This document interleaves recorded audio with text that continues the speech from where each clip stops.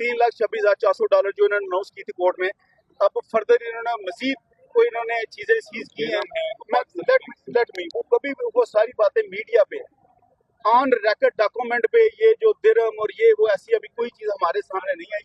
ये bell stage आएगी, bell पे जब हम अपने आर्गूमेंट्स करेंगे, प्रोसिक्यूशन अपने आर्गूमेंट्स करेंगे तो सारी चीजें सामने आ जाएंगी। एक बात जो मैं क्लैरिटी करना चाह रहा हूँ आपकी वसादत से, वो ये है कि ये जो रीजन है कि साथ की जितना शायद कैपिटल है वो खुदा ना खासा वो इलीगल गेंस के साथ है, ये एब्सोल्युटली एक गलत प्रिजम्पशन है और इस गलत प्रिजम्पशन को स्पेकुलेशन को प्रमोट किया जा रहा है जो कि मुनासिब बात नहीं। एज अ यूट्यूबर पिछले तकरीबन 10 साल से काम कर रहा है और मेहनत से कर रहा है।